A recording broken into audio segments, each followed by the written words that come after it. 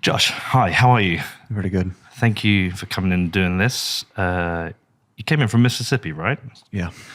So that's the spelling bee word that kids learn. Yeah, every kid in the United States, I think that's the first big word they spell. Can you spell it, Danny? I just Googled it. Would you have got it right?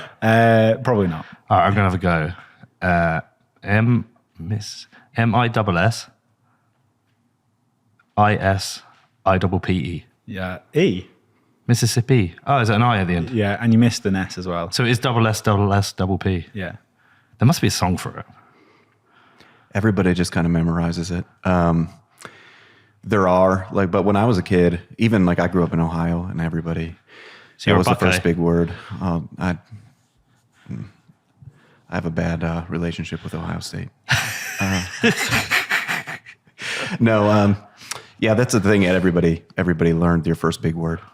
We didn't have a song. I think there are parts of the United States who have a song. We just learned the rhythm. M-I-S-S-I-S-S-I-P-P-I.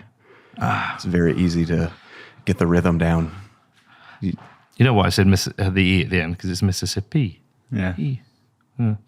I've got to stop bringing up, you're a Buckeye. Everyone who's from Ohio, I'm like, you're a Buckeye.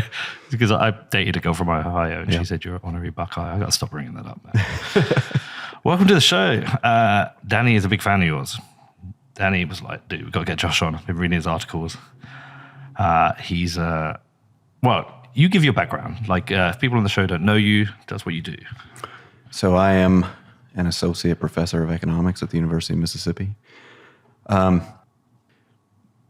My research and things and sort of how I got involved with Bitcoin, it's just, my main field has always been monetary economics, just a variety of different aspects of it, theory, policy, history, that kind of thing. Okay, and as a professor, what's kind of your remit when you're teaching? Do you have to follow a certain syllabus, or can you go a little bit rogue? We can do I don't want to say you can do whatever you want, but you have a lot of freedom to kind of determine what you want to teach and what you want to talk about and what materials you want to use. So there's a lot of leeway to kind of teach your brand of economics, I guess. And does that evolve over time? How long have you been doing this? Yeah, absolutely. So I've been teaching, I've been doing it, I guess this is my 12th year. And I would say most of my classes, other than maybe the introductory classes, are never the same from one time to the next, because there's always something new that I want to talk about, or there's some way of explaining something that I didn't think of before, or that, I think might be easier for students to understand, or something like that, or that might better relate to what the students are interested in, or what's going on in the world, or, things like that. So the students will come in and bring things they want to discuss. Well, a lot of times you can kind of just figure out what they're interested in. Right. One of the things I used to do with my syllabus is I used to just list too much stuff. There would be too much stuff to cover in one semester, but I would put it there, and then I would just kind of gauge what the students were interested in, and then we would just kind of drop certain things that they didn't seem to be interested in, and just focus on the stuff that they just either wanted to learn, or that they had some inherent interest in before they even came in the class. And did you major in economics yourself? Yeah. So as an undergrad, I started out as a history major, and then I found economics.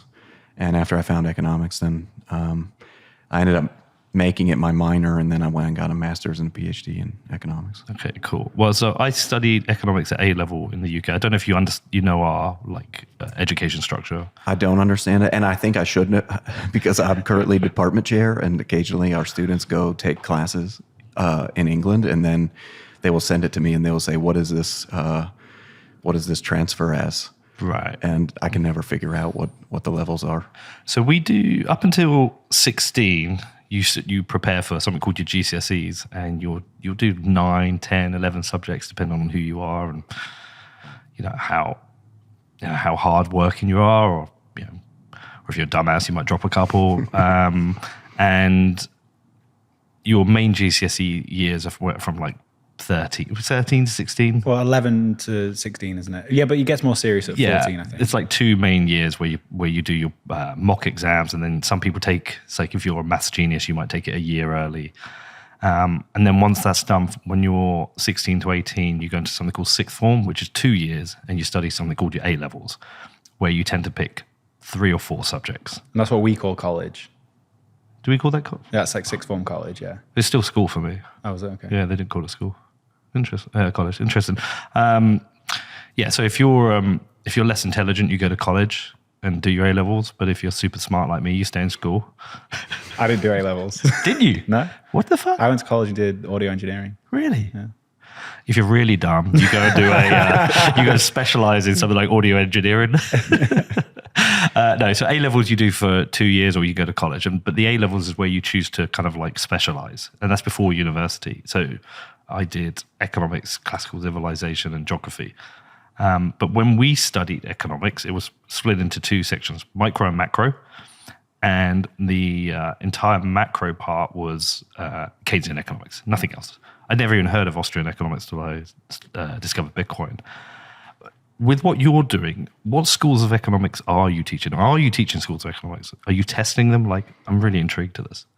So I wouldn't say that like there's a focus on a particular school. It's more there's a focus on particular things that you want them to learn.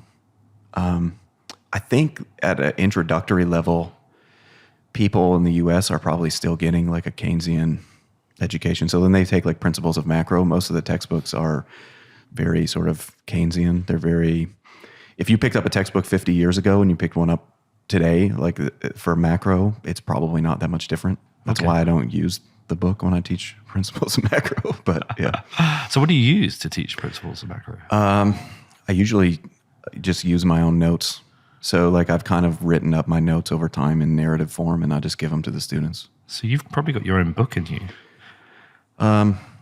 I mean, probably. But I don't know that. I don't know what the market is for it, because if everybody else is selling the Keynesian textbook, then maybe they don't care about the notes that I have. Maybe there's no market for it. They might be teaching Josh economics in the future. Okay, so this is really interesting. So they could go to one college and learn or they could go to 2 different colleges and learn almost 2 separate ways of understanding economics. Yeah, like in the US, if you go back to like the 70s and 80s, there were like distinct brands at different schools. So people kind of would self-select. Like the Harvard, MIT, like Northeastern universities, like they all were sort of Keynesian. Chicago was very sort of like monetarist, like Milton Friedman and his students. And then like at UCLA, they had like a very distinct UCLA approach to economics, which really focused on things like property rights and transaction costs and just like how markets work in general. But then also the people at UCLA were actually really distinct, because at most schools you've always had people who are kind of like micro people and macro people. But at UCLA, you kind of like all of those guys were just everything. Like they would write macro papers, they would write micro papers. And I think a lot of it is even when they were writing macro papers, a lot of it was, if you understood micro better, you wouldn't make this bad argument. Interesting. And so when you're grading people, and you do the grading, so you grading them based on how you believe they've understood what you've been teaching? Yeah, so usually the way that I give exams is I usually give like short answer questions that kind of leaves it open, where they can kind of, explain, how to use economics to answer the question. And so really what I'm grading them on is not so much like, did they write the answer that I would have written? It's really like, are they using what they've learned about economics, to kind of work their way through the question and kind of figure out what it is that, it's more about like learning how to answer questions than like what the answer should be, I think. So there's a certain amount of fluidity to the economics, whereas like when I was taught it was quite rigid. The questions we were asked were quite rigid. They wanted quite rigid answers. Well, I think that it kind of also depends on who teaches it. Yeah. So when I teach, I never give multiple choice exams or anything like that. Everything is always like short answer essay kind of stuff. But a lot of people, if it's a big class, for example, they'll just give like a multiple choice exam because they don't want to go through 100, exams where there's 10 short answer questions. That takes a long time. Huh. That's a shame, though. Yeah, I mean, it's just, it depends. It depends on your teaching load. I mean, if you have like a really high teaching load, like you might literally just not have time to do that. But if you have a smaller teaching load, then it lends itself well to being more creative, and also like allowing for more open-ended stuff when you're giving exams.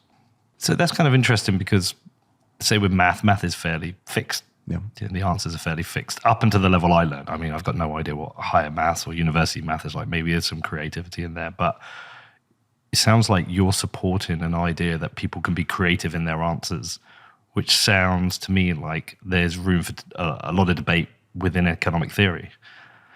Yeah, so to some extent, yeah. I mean, I think that the way that I think about economics isn't really teaching you what to think, it's teaching you how to think. Okay.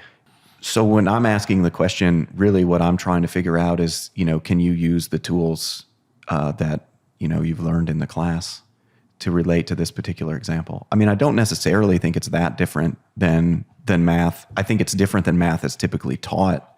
But, if you're taking calculus or something and they teach you how to take a derivative and you learn like the rules, to take a derivative, you can memorize the rules and things like that. But if they give you some practical example, where you need to know the slope of a curve, then you need to know that you need to take a derivative and you need to know how to do that. And so, I mean, there's different ways to teach where you're sort of leaving it more open to the student to kind of show you what they know rather than just kind of repeating back to you what you told them.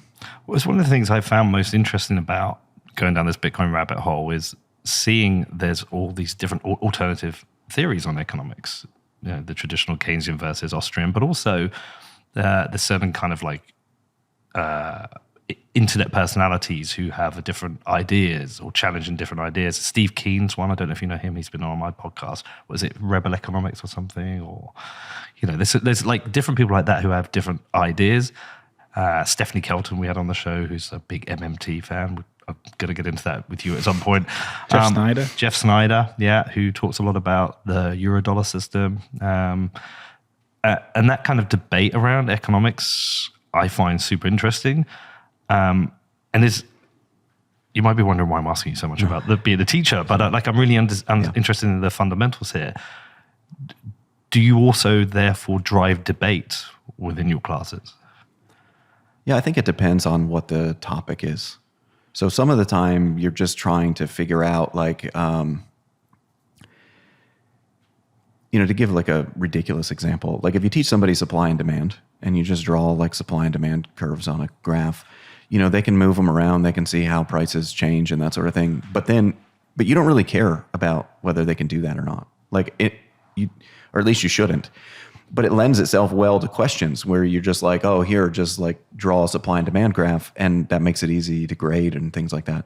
But really what you would really want to do is actually just say to the student, okay, there's a hurricane in the Gulf of Mexico. What happens to the price of oil?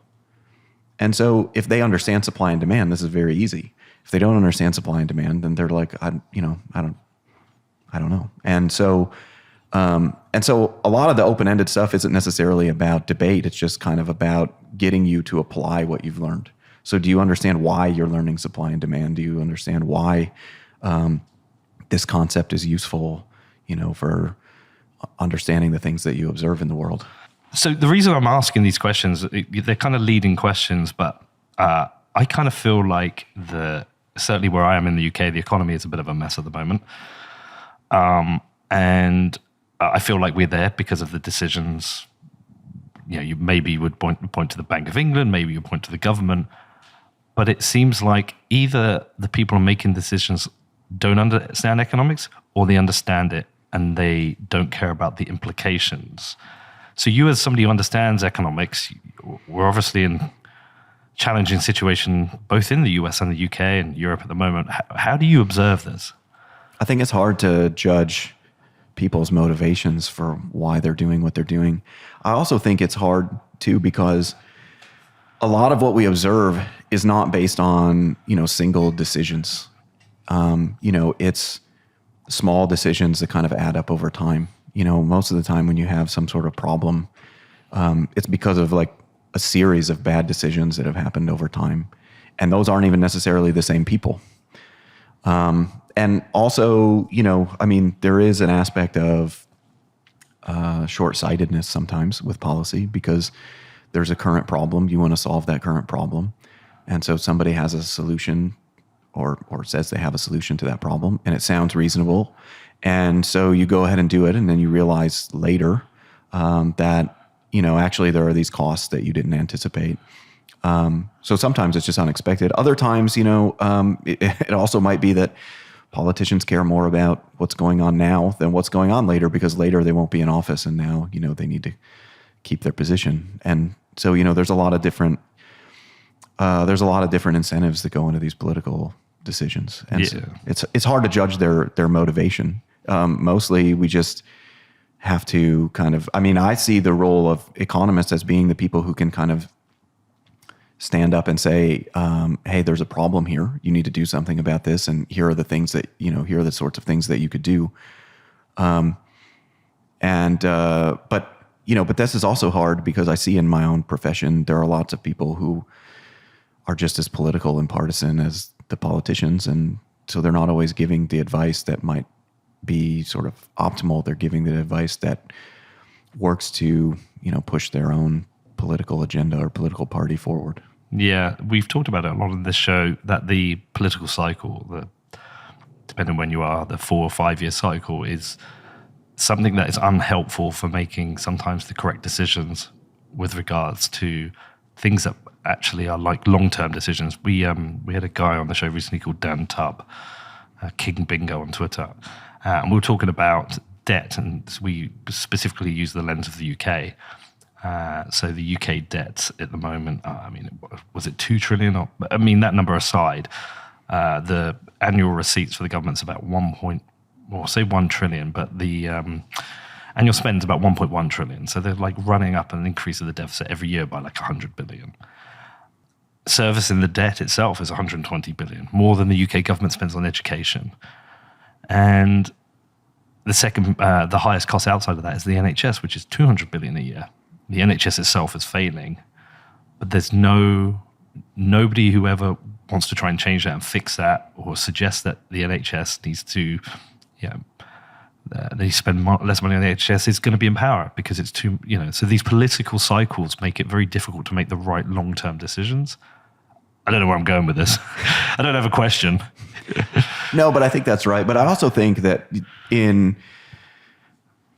if you look at history, there are times when you see countries that have lots of debt. But the thing that's sort of different about now is if you look across history, people will point to periods where look how high Britain's debt to GDP ratio was. But if you actually know what's going on in history, it's because they had just fought a war. And the thing about wars is they tend to end. And so when the war is over, you're no longer spending money on the war. And so there's this natural cut in spending that's going to happen. And if you look at how England historically paid for wars, it was by smoothing out the cost in terms of taxes over time. And so you just have this huge increase in spending during the war. Then the spending comes back down, and then you sort of gradually pay this back with taxes. And if you look at what's happened in the United States and Western Europe since World War II, is back when you look at those historical episodes, back then, predominantly what states were spending money on was the military. And after World War II, states have essentially become insurance companies, right? They offer all sorts of, we have Social Security in the United States, we have Medicaid, we have Medicare. These are just big, insurance, they're just big insurance schemes, kind of. And so, but the thing is that those don't end. So it's not like a war where all of a sudden we're just no longer paying these things. These are very long term, and if you don't budget for those things long term, then, you're going to see a lot of debt in the future. And, it's kind of unprecedented because we never had these sorts of policies, before. I mean, frankly, countries just weren't rich enough to have these sorts of policies before. Are they rich enough now? Well, I mean, maybe not, but I think the thing is like, if you look at like the last 400 years, states have, like the modern state is really very young in history, and what the state does predominantly, for most of even the modern state was just war and, funding the military and things like that. Like all of these social programs are relatively new. And the belief is that, we could provide these kinds of things because at the same time the state was developing, we had this rapid period of economic growth. And so people were kind of like, well, we've developed this state. The state's very good at collecting tax revenue, a lot better than it used to be like 200 years ago. And, and then we have people that we want to help. And so we're going to use these, we could use, these tax revenues to do that. Now, we can debate whether these are good ideas or not, but clearly, like, this is where a lot of the debt is coming from, and this is where a lot of the constraints on governments right now are coming from, is that they have all of these obligations. And when it comes time to, cutting spending, cutting spending on the military when the war is over is not that difficult. Like, telling somebody that they're not going to get Social Security is not remotely the same thing, right? You're telling them you're going to take away a benefit from them that they thought that they were going to get. And politically, that's far more difficult.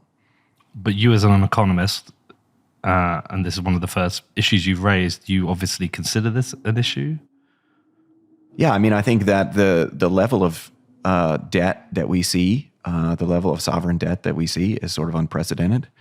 And even when we compare it to these historical episodes, it's not, those historical episodes don't really tell us how to go forward from here. Because those historical episodes, we were predominantly paying for war, not, Medicare and Social Security. Danny, can you try and find that OBR, or do you have the slide from Dan Tubb? Yeah. I'd just be interested now you've said that, Josh, to go through the list of items that the government spends money on to see where it goes, because that would be interesting. Because I guess the point you're trying to make is when people didn't have them, they either went without or they were productive. Yeah, so if you didn't have welfare, you either one of the options, you lived on the street, you lived with family, or you were forced to go and get a job. Same if there's no health support, you'd have to find a way. That the government has tried to provide so many things. Have you got it? You want the list of public spending? Yeah. So it's national healthcare, which is an insurance. Yeah. Public pensions, which is an insurance. Social Security, which is an insurance. Education. Would you put education? I wouldn't call that insurance. No, I mean, that's investment. But again, it's in sort of the same category as, are you going to tell people that you're not going to fund their schools? It's just as difficult as saying, are you going to stop funding the NHS, I think. Yeah. Then defense, state protection, which I don't know what the difference between those two really is. Mm-hmm. Okay. Transport, general government, other public services. So transport is probably similar to education in that it's not an insurance, but it is a public service. Okay. Yeah, so after transport, general government, other public services, and then debt interest. Huh. So that's kind of interesting. What would you say the total is of those insurance items? It will be roughly 900 billion, something like that. Of the 1.1 trillion? Mm-hmm. You've not included education and transport, right? No, but they're pretty low spends compared to the rest of the things. So that's kind of like 90%, 80%. That was including debt interest as well, so maybe a bit less. Okay, but that's about, so look, 10% is debt interest and 80% is insurance. Huh. So that's really the problem. Yeah. And I guess with things like if people didn't have a pension, like a state pension, that's something they'd have to budget for through work. But then also if the government was spending considerably less, there'd be taxing less, so people would be more productive, have more money to invest in themselves. Well, and one problem with the pensions is, like, we have this there are many states in the United States where state workers are entitled to a pension. But you also have like mismanagement of these pensions. Like one of the reasons why it's not, why these things fail is like they just like bake in an assumption that they're just going to make 8% a year, even if they're like making 5% a year. Right. And so then you have all these unfunded liabilities, but the government's made this promise. And so then they have this difficult decision. Do we tell people, well, sorry, your benefits are going to be lower, or do they just raise more tax revenue from somewhere else or borrow to pay these people the money that they owe them? I'm going to jump around a bit. Bear with me. But in terms of government having to support these outgoings that they've agreed and committed to, and they can't support them through tax, they have found, as you said earlier, creative ways to create money, whether it's borrowing or what are the range of ways it can create money? Well, so I think one of the things in the United States is that there's been a concerted effort since World War I on the part of policymakers in the United States to make the dollar a global reserve currency. And the reason for that is, there are naturally like tax or trade advantages and things like that that come with that. But part of that is that, if the dollar is a global reserve currency, there's an increase in the demand for dollars. And so, you can create more dollars without necessarily creating inflation because you've got an increase in money demand and you're just meeting that money demand with new dollars. So you don't necessarily see this in prices. I think for the most part, people aren't really holding dollars. They're holding U.S. treasuries. But again, that just makes it easier for the government to borrow, right? So there's a demand for these treasuries, and the constraint is really like the interest that you're paying on that debt. But so if there's growing demand for your debt and you're just meeting that demand with more supply, you're not going to see a lot of that, the changes in interest rates that would convince you to have more constraint on your borrowing. So things like that have gone on. If you look at what's gone on since the financial crisis, the Federal Reserve has started paying interest on reserves. And so what that's done is it's allowed, banks to just hold a bunch of reserves and make very passive income from the Fed by sitting on those reserves. But in the process, the Fed has dramatically increased the size of its balance sheet. And how does it do that? It goes out and buys government debt. And so, it's if their balance sheet is growing, that means that they're holding more and more of government debt.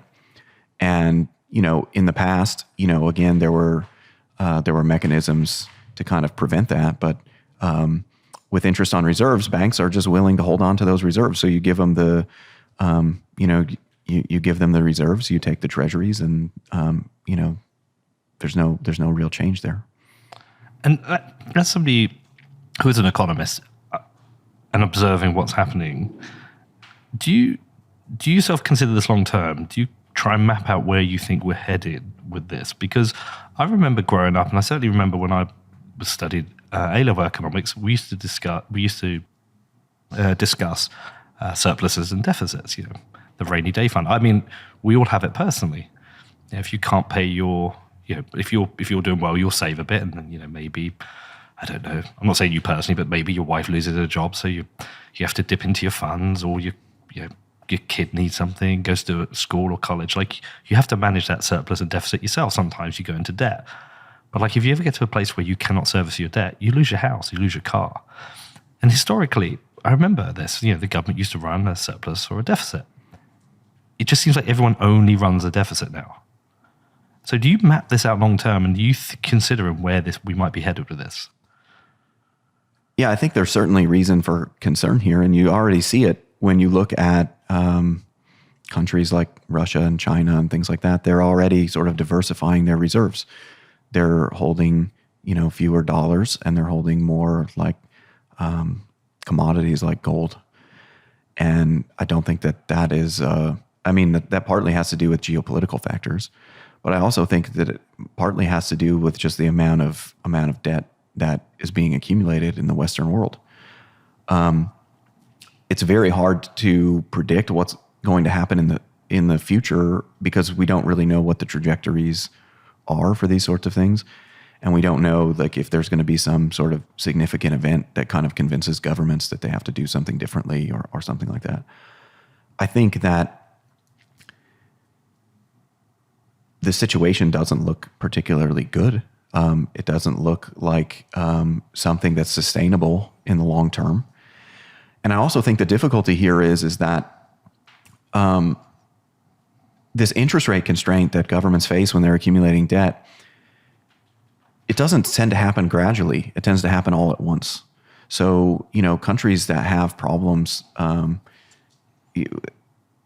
that ultimately like result in default and things like that, you tend to see some significant event and it causes some major change in the interest rate. And now all of a sudden they have debt that they need to roll over, but it's way too expensive for them to roll over the debt. And now they have to make a difficult decision about what they're going to do. But those things happen very suddenly. They don't, it's not like you just see this kind of gradual increase in your interest rate every year and then you kind of, and it forces people to think about it. Generally, it happens all at once. There's some kind of significant event that maybe pushes you over the edge. And then now, you're forced to make these difficult decisions. So when you say it doesn't look good, what are the potential risks here? Because people listen to this show, yes, they're Bitcoiners, but actually they're also people just generally interested in themselves and how the economic conditions might affect them and their families. That we actually, interestingly, this show we make today might do better than some of the more leading voices of Bitcoin because people are hungry for understanding about economics and macro. What are the potential risks that you're seeing ahead? And do you see scenarios where maybe even the US would default on its debt? Well, I think the US would be like sort of last in line. So there would be warnings. I don't think the US will, just because it's much more likely that some other significant Western country would go first, and then that would probably scare other Western countries into, reform. But yeah, I think that government debt is like this really difficult thing to think about, because on the one hand, we like to kind of compare it to a household, but they're not really like a household. Because if I run up too much debt, I can't go to my boss and say, hey, I ran up a bunch of debt, and so now you're going to pay me 20% more next year so I can pay this down. But the government kind of can do that because they collect tax revenue, right? So they're collecting money forcibly, and so they have that recourse. Also in the United States, I mean, I don't know that it would ever come to this, but the United States government actually does own a lot of wealth. So they have national parks and all of these things, and that land is valuable. So so they have recourse for meeting demands that maybe you or I would not necessarily have. But there's kind of this general the general thought experiment that you teach students, kind of like in an intermediate level class, is you say, okay, let's imagine that the government issued a bunch of bonds today and then never again. They just spent a bunch of money today. They didn't collect any taxes to cover the spending. They just borrowed the money. And then they just kept borrowing over and over and over again. And so if they did that, they would just owe the amount they borrowed plus interest, and then the interest just accumulates on that debt. And so then the question is, under what conditions could this be sustainable?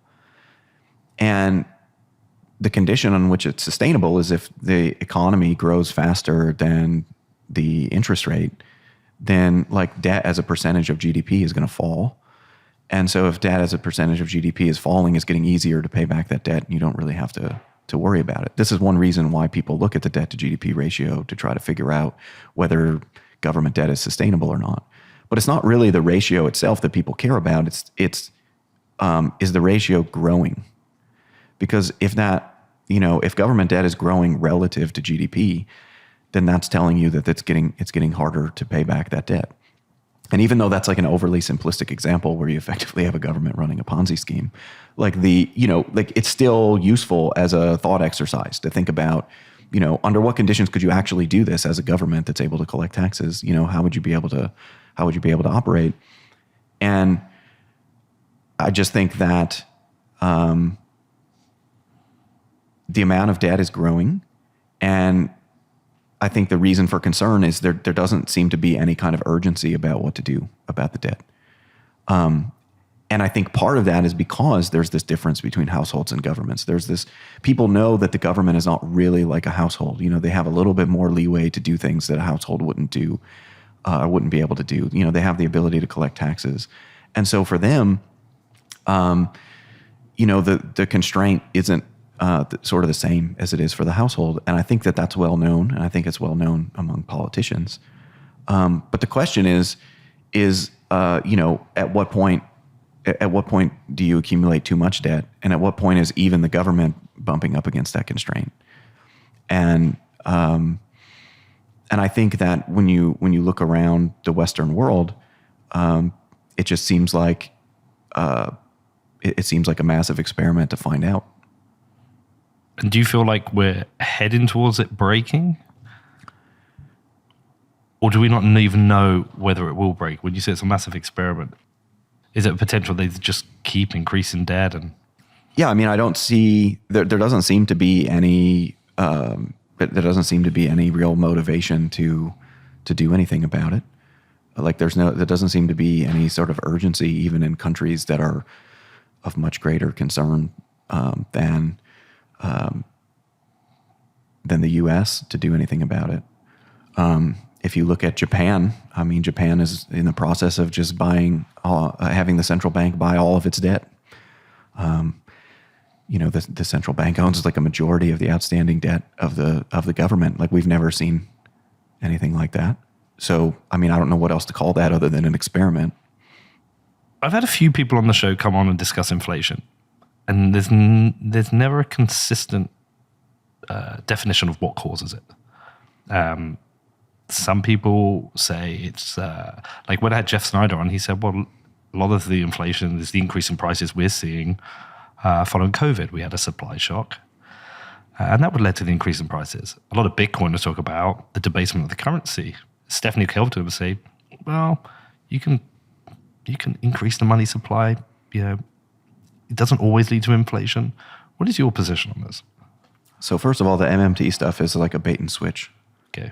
Like, if we're talking about long term, the answer is actually really simple. It's just excess money growth. The money supply is growing faster than money demand, and so prices are going to go up.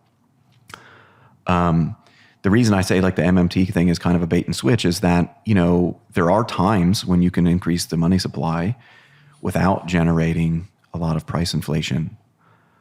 But that's generally because like there's elevated like money demand.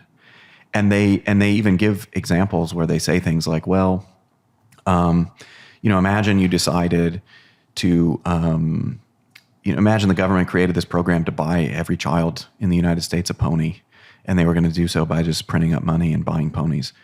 And they would say, well, you know, the constraint here is that, you know, is the number of ponies. Well, yeah, what that means is like there's a resource constraint in the economy, and that's what the quantity theory of money says. And so the quantity theory of money just says, you know, like if you are, you know, if you're growing the money supply faster than money demand, you get inflation. So it's just a different way of saying that. And it's this sort of bait and switch where it's kind of like, oh, we don't have to worry about the debt. We can pay for it with money creation. And well, won't that cause inflation? Well, not necessarily. Well, the evidence is pretty clear here on money growth and inflation. If you look at, you know, if you just take like the average of money growth and inflation over the last like 50 years for every, every country for which data is available, and then you just like plot those against each other, I mean, it's going to be pretty close to the 45-degree line on that graph. So what that means is there's close to a 1-to-1 relationship between money growth and inflation. So the idea that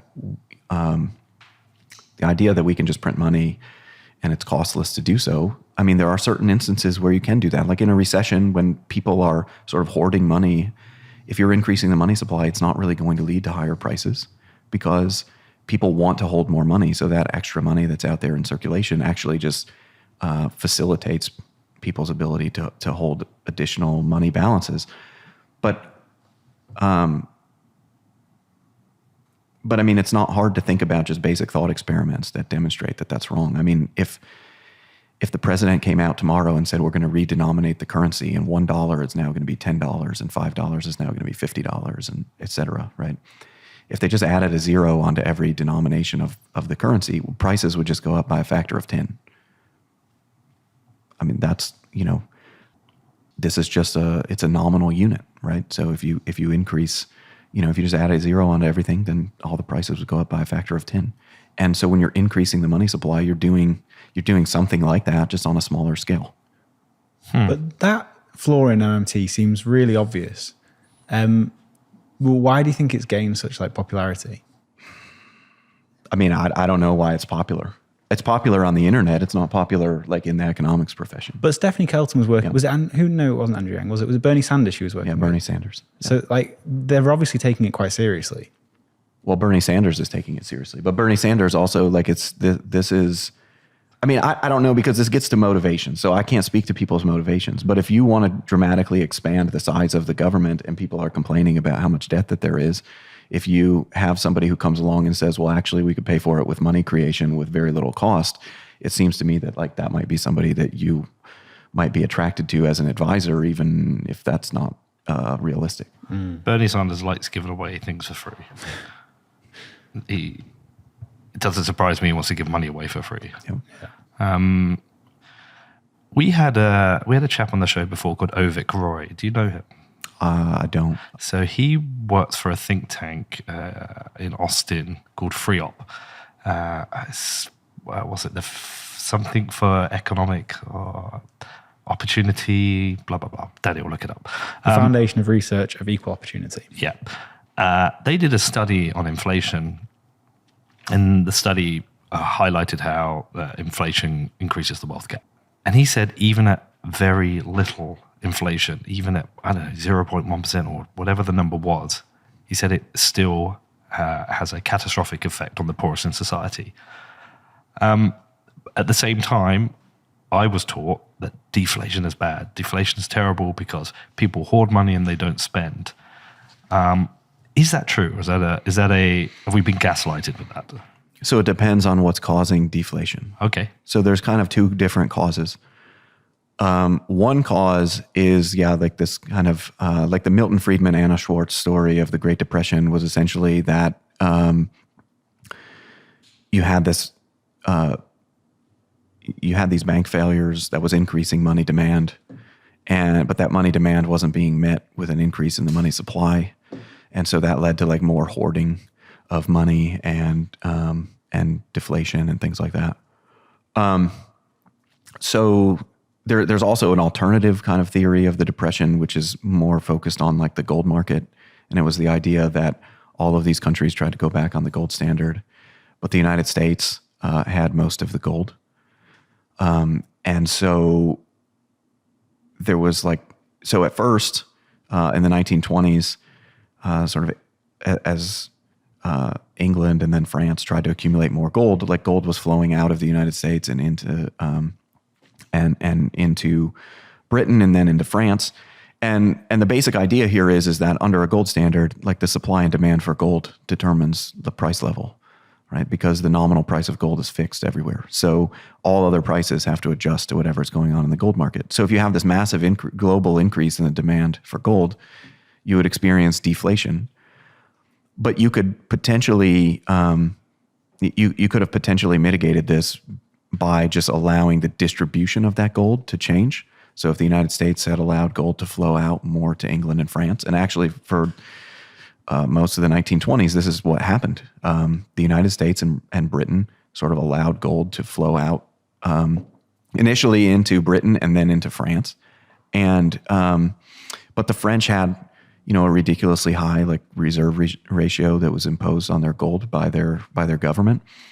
And also then the United States started to see stock prices going up, and the Federal Reserve got concerned that their policies were causing a stock market bubble. And so what they started doing is the United States increased its demand for gold. France continued to increase its demand for gold. And then, the British for some time kind of tried to accommodate this. And then at a certain point, they were like, okay, we can't accommodate it anymore. But the U.S. also wasn't willing to change their stance. And so then what you ended up with is you ended up with this like dramatic period of deflation as everybody's trying to get more gold. But so regardless of whether you believe the kind of gold version of the story or whether you believe the kind of Milton Friedman, Anna Schwartz story of the Depression, the basic idea is that this deflation is harmful.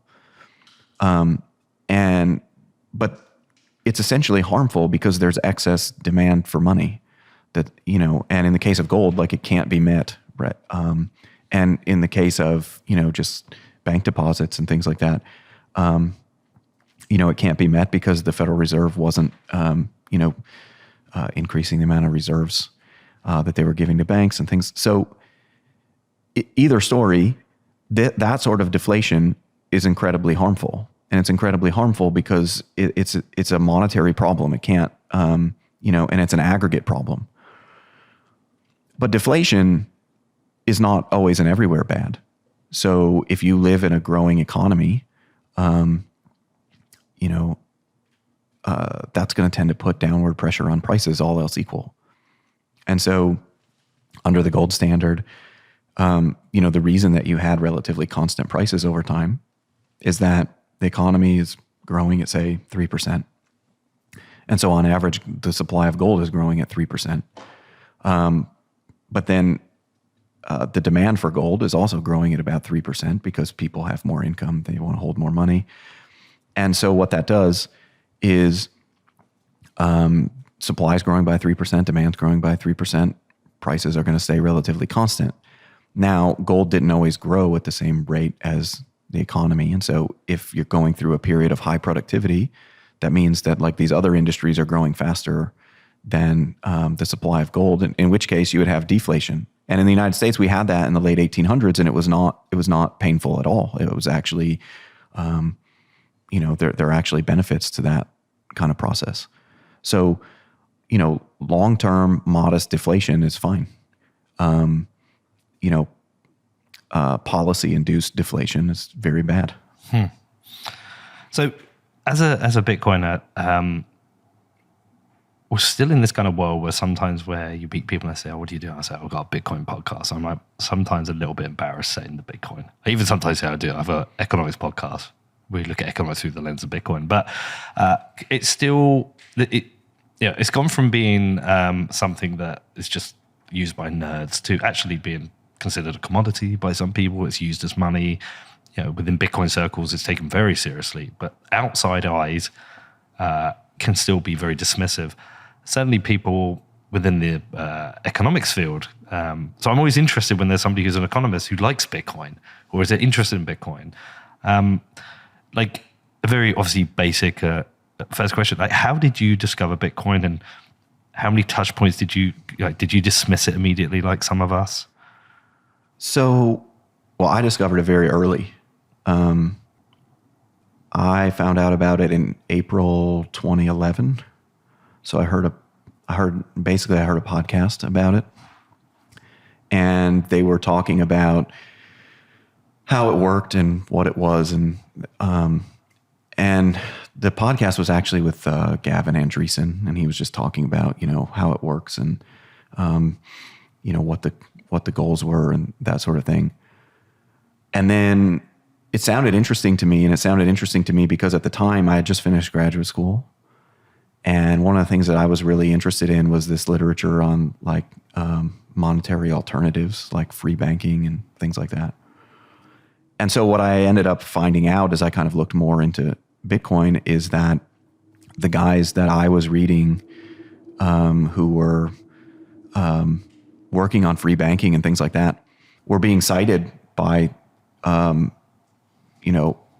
Finney on like the Bitcoin forums and things like that. So I think there's a famous post. So one of the guys that I had read on free banking is George Selgin, and Finney had this post on the forums where somebody was saying, how is this going to scale? You can't just have 21 million coins. Like it's not going to be enough. Like you're going to have to, like it would have to scale. How can you have $1 trillion economy and 21 million coins or something?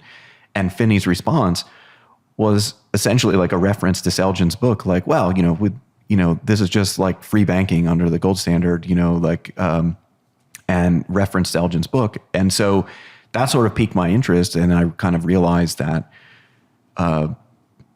there was more to this than just, some kind of like technological innovation. And so, as I kind of dug into it, I found out about, the cypherpunks and what their goals were and what they were trying to achieve and how long they had been thinking about this topic.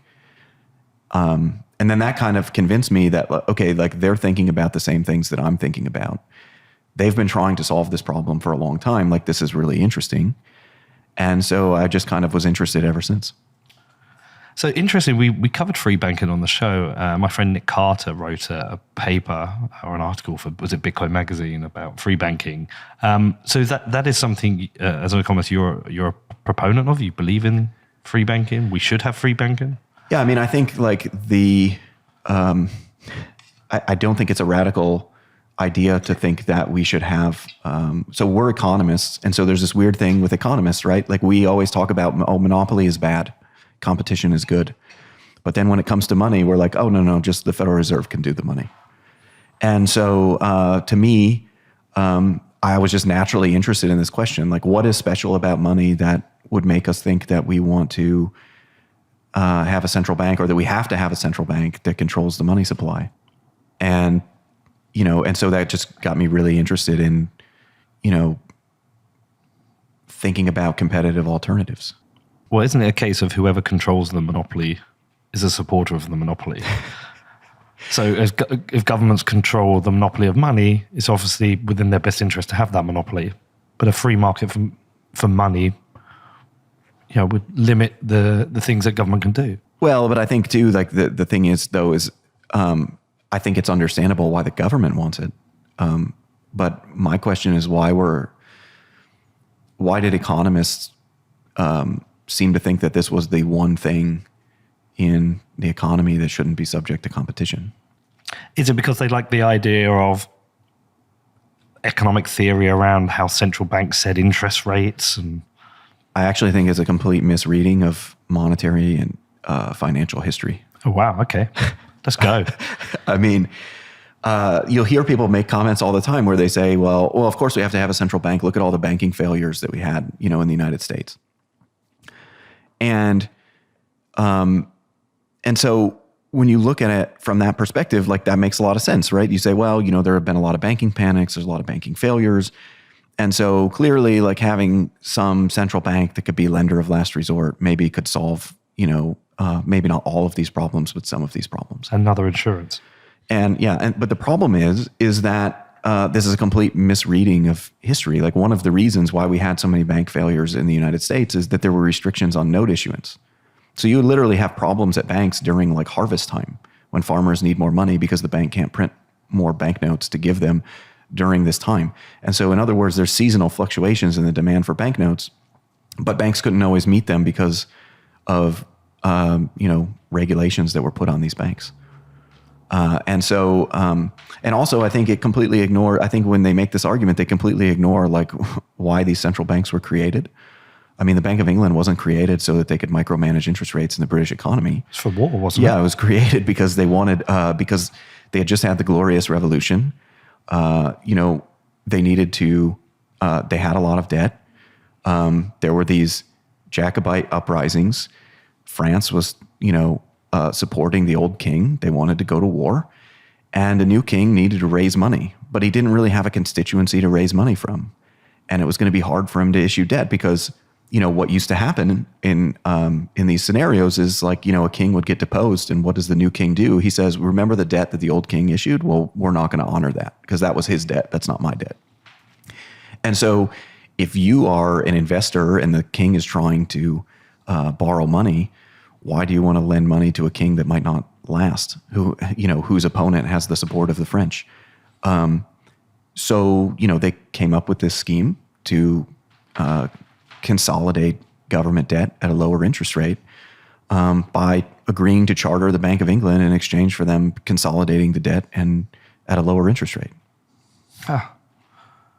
So are you one of these supporters of the end of the Fed idea? And is it even possible? I mean, it's, to me, I don't even talk about it because I don't even think that I don't even think that it's feasible at this point. I mean, like if you were trying to get rid of a central bank, it would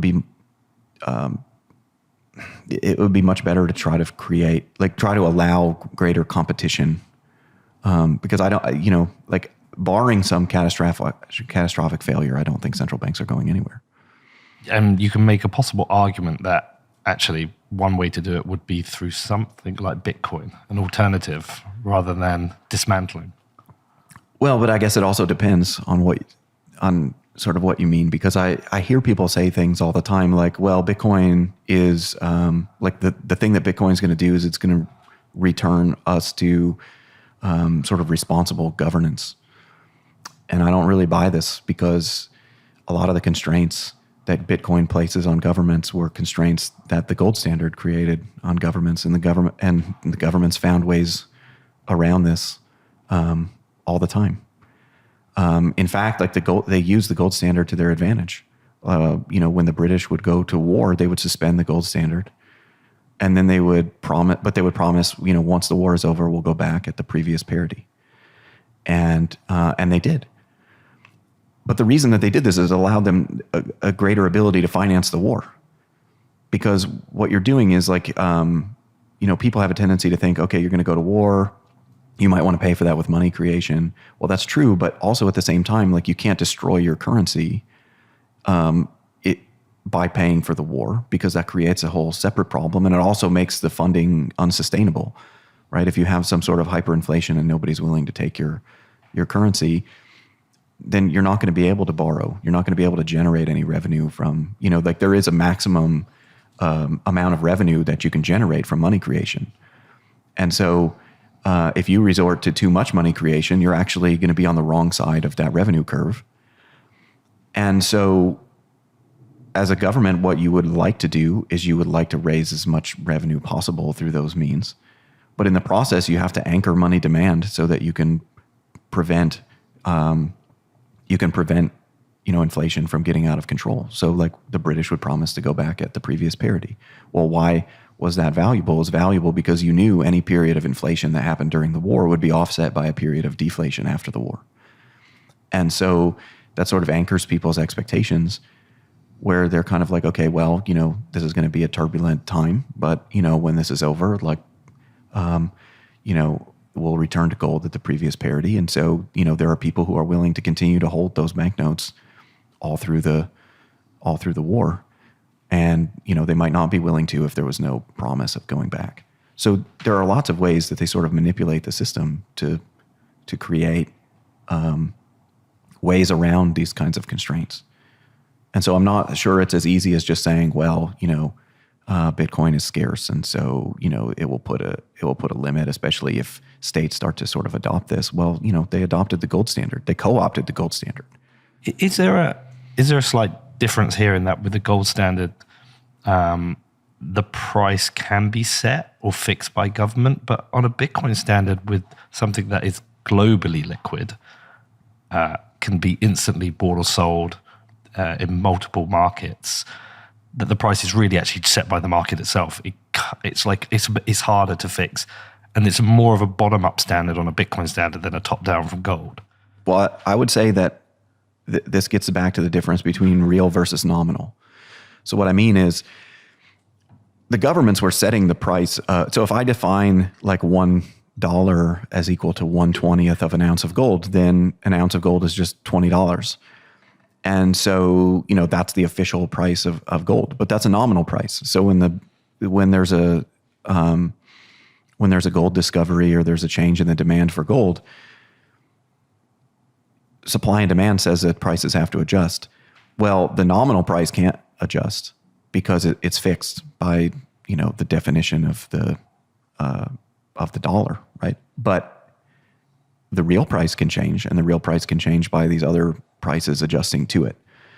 So I don't know that it necessarily prevents that from happening. Also, like it also depends on what a world looks like.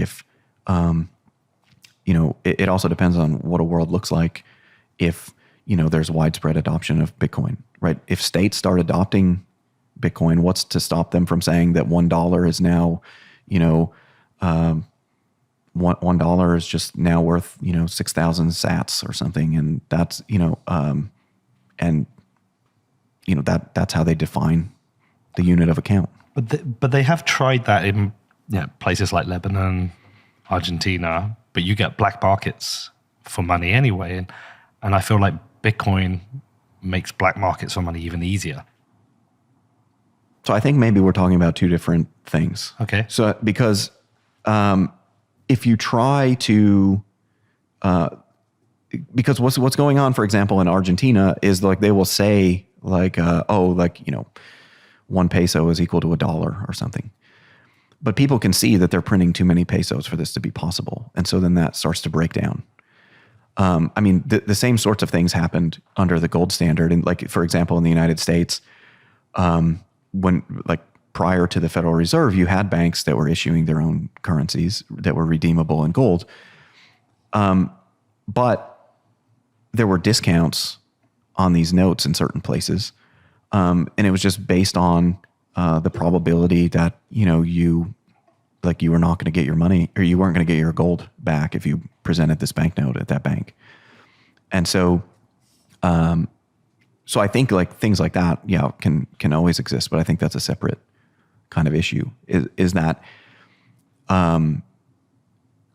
there's this issue of trying to wrestle with what does the state look like, and do central banks exist, and what are they doing if there's widespread adoption of Bitcoin? And I think that's a much harder question to answer than people think. Because if you have state adoption, what does state adoption look like? Does that just mean that they're holding some on their balance sheet? Does it mean that they're defining the dollar in terms of Bitcoin? All of those questions are really important for thinking through what the world looks like under those circumstances. And to you, therefore, what is Bitcoin and what can it be? Like, do you think of it as a commodity? Do you think of it as a potential reserve asset? Some Bitcoiners think it could be all money. So, or is it just this weird own thing? No, I think that I think it's a little bit of a lot of things, actually. I really still I know that it's fallen out of favor, but I really do still like the digital gold analogy, because in a lot of ways it is just like a commodity like gold, but because it's digital, it has a lot of advantages over gold. And you can take ownership of it very easily. You can transfer it very easily without having to physically present anything to somebody. So I really like the digital gold analogy, but I think there's a reason why a lot of these analogies exist, and it's because there are elements of all of these analogies that kind of work. What would be your main then criticisms of Bitcoin? What is it about it you don't like? That's a great answer. I don't know. I don't really know, because in some sense, it depends on the question that you're asking. So for what I see it as, and for what I see it as, and for what I see it doing, to me, it's just something that, exists, and it's good that it exists. It doesn't mean that it solves every problem. It doesn't mean that it's the answer to all problems. But I do think there's an element. I think one of the things that is good about it is that it's giving people a way to store their wealth when they might not have an ability to store their wealth safely, or something people talk about the volatility of the price and things like that. But the thing is even if this was something that was only used by people who lived under dictators, to me, that, it would still be valuable for the world. If because I get this criticism a lot, is that people will say, well, why do you care about this? And why, and why should anybody else care about it? What problem is it solving? That sort of thing. And a lot of times I'll give examples of stories. And like Alex Gladstein has all these great stories about people, living in places, and this is their way of getting around, dictators and bad circumstances. And I give people those examples and they say, well, yeah, if you live under a dictator, I guess it's good. And I'm like, well, okay, but if we're trying to think about things that benefit humanity, right? Helping out people who live under dictatorship is probably at the top of the list of what we want to accomplish. Yeah, and I think actually it's more than half. Is it? I'm sure I've heard Alex say it's more than half the planet live under some form of authoritarian regime.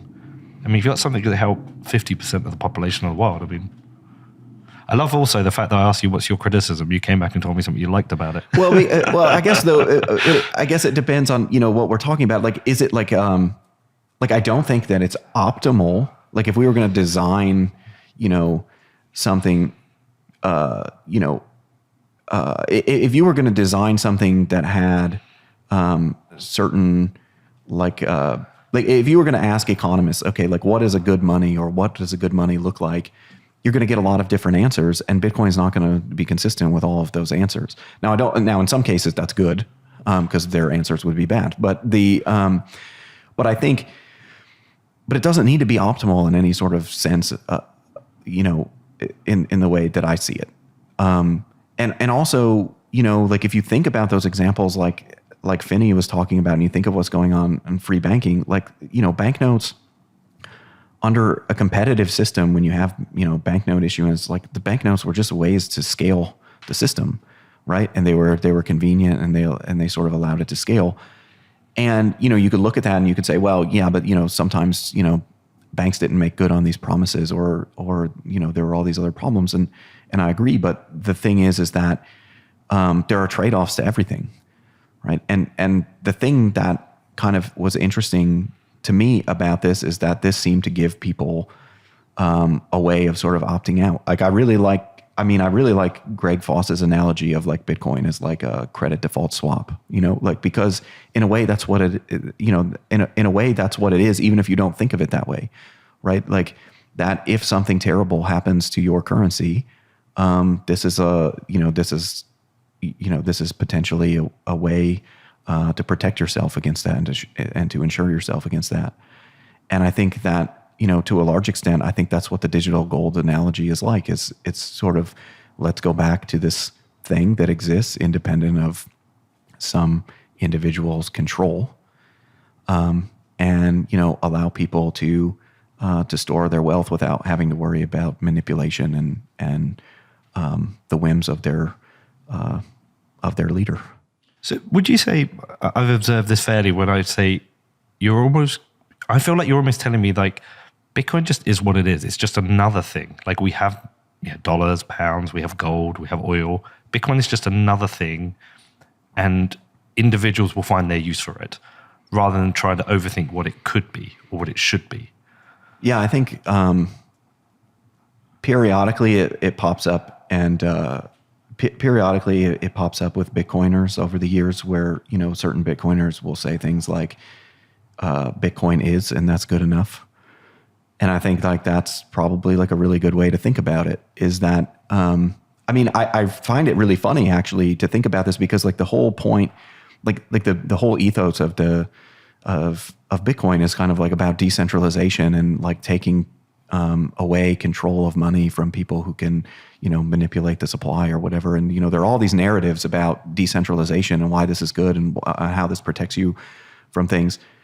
But then a lot of the discussion is sort of about, well, like, how can we just make this something that already exists in our world, but maybe just better or something like that? Or how can we integrate this into everything that we already do? And, and sort of thinking about what that looks like. I just think it's too hard to think about what that looks like. And so to me, I would rather just think about what it is, what it does, and, and things like that. That's good enough. Does it come up when you're teaching? Yes, it generally comes up at some point, because people know that I write about it. Okay. So I have students who stop by my office and, like we'll say, like sometimes it's because they want to write like a undergrad thesis or something, and they say like, "Hey, I've got this idea, and I see that you work on this. Maybe you want to talk to me about it." Sometimes I just get students to just show up because they want to talk to somebody about it, and they just see that, and that I write about it, and assume that this is a friendly face to talk to, I guess. But that sounds like private conversations. Does it come up when you're teaching a class? Is it integrated in? When I teach money and banking, I teach about Bitcoin. Okay. We usually spend I would say the last 2 weeks on thinking about Bitcoin in the context of everything else that they've learned. So in money and banking, they learn a lot about how the monetary system works, how the financial system works, how we got here, right? Like what did the monetary and financial system used to look like? How do banks operate? How do we think about financial crises, that sort of thing? And then we kind of get to the end, and I kind of just explain what it is and how it works. And then I say, okay, so let's think about various aspects of what we talked about. What are the costs and the benefits? A lot of mainstream economists are very dismissive of Bitcoin. Why do you think that is? Why do you think there's some people really struggle with it? It's hard to know. I think part of it is just being something new is actually really, it's kind of just like an impediment, because I think especially early on, lots of people were like, why do you want to write about this? Why do you care? It's like a fad kind of thing. But the way that I was thinking about it was completely different at the time. What I was thinking about is that everything we've ever written down in terms of monetary theory was based on things that we had observed in the world, right? As economists, we don't get to run experiments, which is a good thing. But everything, so every model we have is based on, if you're going to write down a model of how commodity money works, well, you can look at the gold standard and you have some idea of how the gold standard worked, and you can, and so your theory is informed by these things you've already observed. And for me, Bitcoin was a way that you could kind of test out theory against something that didn't exist when any of these theories were written down. And in particular, there was a paper written by a guy named Ben Klein in the 70s, and it was about the competitive supply of money. And his whole thing was so it was in the 70s. He was at UCLA. They were thinking a lot about, the end of Bretton Woods. And they were thinking a lot about, competition in money and things like that. But one of the difficulties is, would this be competition in fiat money? So how would you have any sort of competitor to the US dollar or the British pound or something like that, if it was, backed by gold or something, because the government could always just say no, that's not money or something. And so Klein's paper was all about could you have a competitive supply of fiat money? And the sort of interesting thing about the paper is that you think that the obvious thing that somebody would say is no, clearly you couldn't have this because you would just have, there's no constraint on note issuance, right? So everybody would just issue tons of money. And what Klein points out in that paper is that's not exclusively true, because you, by operating your bank and issuing money, you're earning a profit. And so if you were to just print up a bunch of money and just buy a bunch of stuff with it and make yourself wealthy, but then, the bank would go under because nobody would want to hold these notes anymore. And so maybe that profit motive would constrain you from printing too much. But his point was, at the end of the paper, was essentially that to have this sort of a system where you have this non-redeemable money, as long as the present discounted value of all your future profits were greater than the benefit from just hyperinflating, then you would just keep operating as normal. But the problem is that he says, like, well, but you have to trust that the bank could commit to doing that sort of thing. And so one of the things for me when I saw Bitcoin was that I saw it as kind of answering, like, it kind of solved Klein's problem, right? And it solved it in two ways. You don't have to trust an issuer. But then also, like, the supply is determined in the code. And so you can't change the supply. So you don't have to worry that somebody's just going to hyperinflate one day. And then it's all decentralized. So you don't have to worry about the person controlling the system just hyperinflates it all away. And so to me, like, I saw the connections between Klein's paper and Bitcoin, because you have this asset, it's not redeemable for anything, right? And I just thought, like, well, this is really fascinating because it relates to this kind of thing. And I think that when it comes to academics, a lot of them, I think, like, just maybe haven't thought about it in that way. I think some of them are kind of dismissive of it because they thought it was a fad. I think some of them are dismissive of it because they think that this is just like a giant bubble and people are going to get wrecked. And, and so they just don't have any interest in it. And I think some people just think, like, this isn't solving a practical problem for me. So why should I care about it? And like I said, like, it doesn't, like, my interest isn't about it solving a practical problem for me. I could get by on the dollar system, just fine. But for other people, it is much more important. David Zell said we should ask you whether you think Bitcoin is a Ponzi. No. Good. When I interviewed Jeff Snyder, he tried to describe the perfect kind of money, and he kind of ended up describing Bitcoin. And I told him, yeah, you've basically described Bitcoin. He said, yeah, but the problem with Bitcoin is that it's inelastic. Money needs to be elastic. What are your thoughts on that? So this is what I meant when I said, like, it might not be optimal, is like, this is a common criticism that people say is that, well, like, the supply doesn't change.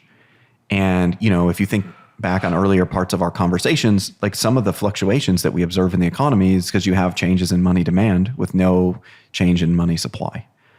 And so some people sort of argue that, this lack of elasticity is going to, just makes it impractical. I would say a couple of things. So you could imagine Hal Finney's world, in which people just, I know this is going to be heresy to some people, but, like, where people issue claims to Bitcoin, right, and that are redeemable on demand, and that would function something like a gold standard. But that would allow the money supply to expand, without the supply of Bitcoin expanding. But it would be entirely demand determined. So it would be entirely demand determined because if you don't have the Bitcoin, then you can't redeem, right? Now, we're clearly not in a situation where that kind of thing could exist now, because you have all kinds of, scammers who are, issuing paper Bitcoin and there's no actual Bitcoin behind it and things like that. But you could imagine a situation where that emerges. And the thing is, though, is that if Bitcoin is just kind of a small thing, it doesn't, then the elasticity of supply doesn't matter. If it's becoming if it's going to become like a, if it's going to become, another money, that competes with other monies, then certainly you're going to have scenarios where people would be issuing those claims, and that solves that sort of problem. And it can solve that sort of problem without creating inflation, because you're just creating a claim. Are you talking about rehypothecating Bitcoin? No. So, like, if you think about how the gold standard worked, you had banks, and the banks would issue banknotes, and the banknotes were redeemable in terms of gold.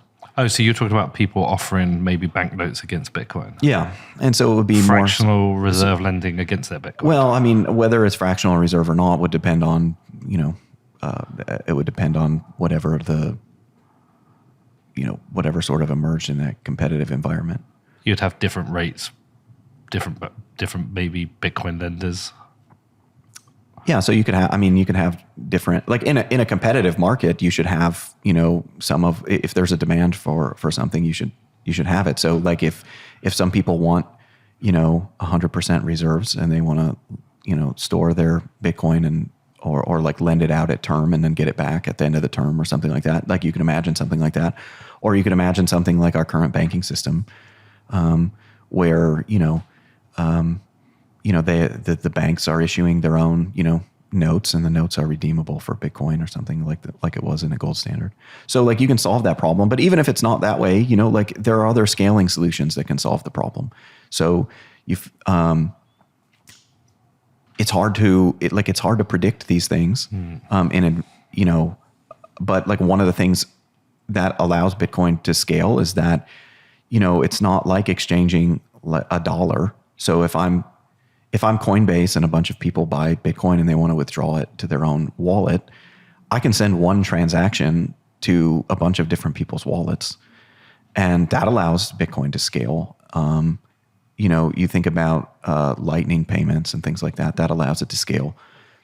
So, but also, if you imagine a scenario where, like, if you think about the gold, if you think about the gold standard example, if there was if we had just reached, so suppose we were still on the gold standard and we had reached like the maximum supply. There's no more gold left. We can't find any more, right? Well, the supply would be fixed, and you could have banks issuing banknotes redeemable in terms of gold. But what would happen is you would just have like a deflationary economy. You would have prices would fall on average at the rate of economic growth year in, year out. And so it would be a huge adjustment. If you were designing a system to keep stable prices, you would not pick something with a fixed supply. But I think the thing that people ignore about that is that the fixed supply is actually like the big benefit, right? If the because I hesitate to say this. You look at Ethereum, okay? You can say it. It's okay. Their supply schedule, it just changes like at a whim, right? The developers say, oh, well, now we're going to burn some ETH every time, people do a transaction. Well, you're changing monetary policy. And so like one of the things, one of the reasons that the fixed supply for Bitcoin works is that in order for that to change, you would have to change the code. But in order to change the code, you would have to have consensus. Well, if you are somebody who's running a node, you have no incentive to change the code to have more Bitcoin. Because conceivably, if you're running a node, you're holding Bitcoin. So if you increase the supply, you're diluting the value of the Bitcoin you have. So you have no incentive to do that. If you've got some kind of monetary policy that's working in the, now you have various different interest groups who benefit from one monetary policy relative to another. And so now you could get changes. And so on the one hand, like, is it optimal? Well, no, if I just want stable prices, or if I want the supply to adjust to demand, then, the fixed supply is a cost. But the fixed supply is like the thing that makes it work, right? And it's the thing that keeps it, decentralized, and that solves that Klein problem that I mentioned earlier. I have one final question. What do you think about nation state adoption of Bitcoin, like with El Salvador? My attitude on El Salvador is maybe a little bit different in the sense that when it comes to El Salvador, relying on the IMF is not a long-term solution for them. And so if they want to experiment with Bitcoin, like, I don't really see a problem with it. Okay. But my problem is sort of like nation state adoption in general creates a lot of different issues. So, I mean, like when Russia invaded Ukraine, there were these rumors that the Russians were going to start selling, like oil for Bitcoin or something like that. And like, I don't think that that's a good thing, because it makes Bitcoin more political. I think if you go back to like other things that I said about, the creation of the Bank of England, the manipulation of the gold standard, this was essentially done because the state had adopted, the gold standard. And then they, made all of these sorts of changes. In the United States, the Constitution even says like,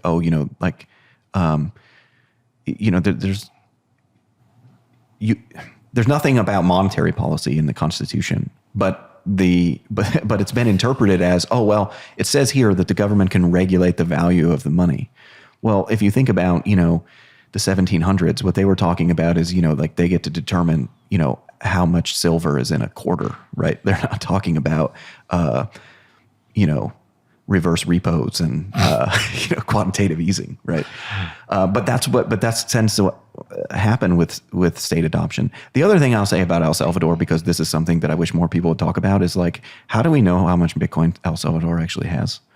Because they don't, there's no proof of reserves coming from El Salvador either. Like I know that they tweet out that they bought, more Bitcoin, or there's a story that shows up in, on CoinDesk or like the Wall Street Journal or something about them buying more, but one a day, wasn't it? Yeah. But there's no but we don't have like proof of reserves. And look, like I don't live in El Salvador, so like, I mean, they're not accountable to me, but I do think that that's one thing that people who are enthusiastic about it should actually think about is, how do we know what they have and whether they're holding it and, and what's really going on there. Like, I think that, they should be sort of more transparent about what they're doing. Really, really enjoyed this, Josh. If people want to follow up, if they want to follow you, read some of your work, where would you like us to send them to? So I'm on Twitter at Rebel Econ Prof. So it's mostly shit posting, I think. I don't know. And I have a newsletter that I write with one of my friends that's just about like, using basic economic concepts to understand things. That's called Economic Forces. And whenever there's some sort of crypto scam, I usually write about that on there. I have stuff about FTX and Luna and all that fun stuff there. Hex? And no, I haven't written about that. But that is also a scam. But yeah, so I guess those are probably the two easiest ways to find me. Also, if you Google me, like my faculty page will probably come up, although I can't imagine anybody wants to read my journal articles or anything like that. But if they do, they're there. So Google me. Well, this was amazing. Thank you, Josh. Really, really enjoyed this. I hope we get to do this again sometime. And I also know you're involved with the BPI guys who... Yeah.